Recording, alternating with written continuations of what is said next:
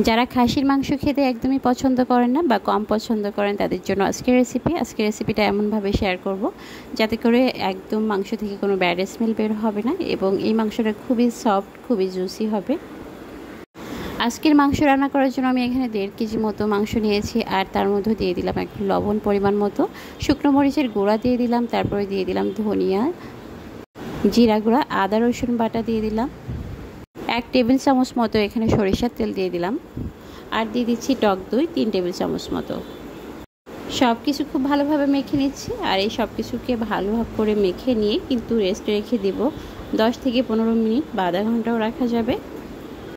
আমি এই মাংস রান্নাতে সব রকমের মশলা একসাথে মেখে দিয়ে দিলাম, আর দিয়ে দিলাম এখন হলুদটা দিয়ে সব কিছু একত্রে আর একটু ভালো করে মেখে নিয়ে এটাকে 10 থেকে 15 মিনিটের জন্য রেস্টে রেখে দেব।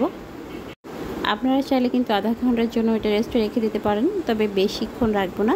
এখন চুলায় দিয়ে দিচ্ছি পরিমাণ মতো তেল, 200 গ্রাম মতো তেল দিয়েছি। তেল দিয়ে এখন দিয়ে দিচ্ছি আলুগুলো আগে থেকে একটু বড় বড় করে কেটে রেখে দিয়েছিলাম, তার ভিতরে লবণ, হলুদ আর শুকনো মরিচের গুঁড়া দিয়ে এখন একটু ভেজে নেব। আলুটা সবসময় আমি লবণ হলুদ দিয়েই ভেজে নিই, তাতে করে আলুর কালারটাও দারুণ আসে এবং যে মাংস রান্না করা হবে সেই মাংসের কালারটাও কিন্তু খুবই দারুণ আসবে। মিডিয়াম হিটে এটা 2-3 মিনিট ভেজে উঠিয়ে নিচ্ছি। এখন দিয়ে দিচ্ছি কিছু আস্ত গরম মশলা, তার ভিতরে দিয়ে দিলাম পেঁয়াজ কুচি, 1 কাপ পেঁয়াজ কুচি দিয়ে আমি 2-3 মিনিট নেড়ে চেড়ে নিব। আর যখন পেঁয়াজটা একটু নরম হয়ে আসবে তখনই দিয়ে দিব মাংসগুলো। মাংসটা যদি ম্যারিনেট করে রাখা হয় তাহলে কিন্তু মাংসটা খুবই সফট হয় এবং মাংসটা সিদ্ধ হতে কম সময় লাগে, আর মশলাগুলো ভেতরে ঢুকে যায়, যে কারণে খাসির মাংসের যে একটা গন্ধ, সেই গন্ধটা আর বের হয় না। তো আমি প্রথম দিকে এটাকে হাই হিটে ঢেকে কিছুক্ষণ কষিয়ে নিব, আর কিছুক্ষণ কষিয়ে নিলে দেখবেন পানি ছেড়ে দিয়েছে অনেকখানি। তো দেখতে পাচ্ছেন যে কতটুকু পানি ছেড়ে দিয়েছে। আমার কিন্তু এক্সট্রা পানি দেওয়া লাগছে না এখানে। যদি মাংস থেকে বেশি পরিমাণ পানি না ছাড়তো তাহলে হয়তো একটু পানি দিতাম। আর এখন দিয়ে দিলাম এখানে একটু গোলমরিচের গুঁড়া। গোলমরিচের গুঁড়াটা সবসময় দেওয়ার চেষ্টা করবেন, তাহলে দেখবেন মাংসটা খেতে অনেক মজা হয়।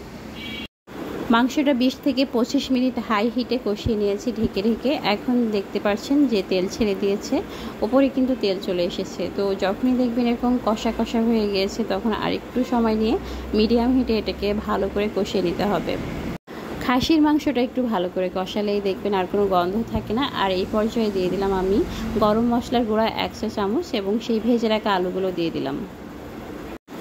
3 থেকে 4 মিনিট এটাকে খুব ভালো করে কষিয়ে নিব, আর 3 থেকে 4 মিনিট কষানোর পরে দিয়ে দিব পরিমাণ মতো পানি।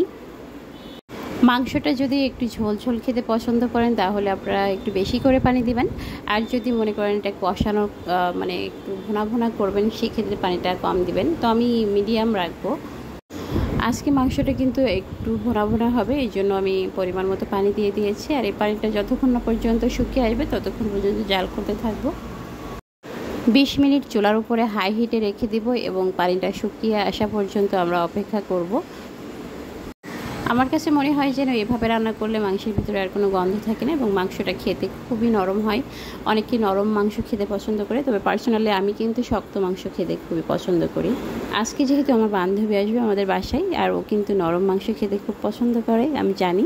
এই জন্যই আর কি আমি একটু নরম করে রান্না করলাম এবং আপনাদের সাথেও শেয়ার করলাম। তো আজকের রেসিপি যদি ভালো লেগে থাকে, আমি জানি আপনারাও হয়তো বা এভাবেই রান্না করে থাকেন, তো কে কীভাবে রান্না করেন মাটন সেটা কিন্তু অবশ্যই কমেন্ট করে জানাবেন। আর ভিডিও ভালো লাগলে অবশ্যই শেয়ার করে দিবেন। আজ বিদায় নিচ্ছি, আল্লাহ হাফেজ, আসসালামু আলাইকুম।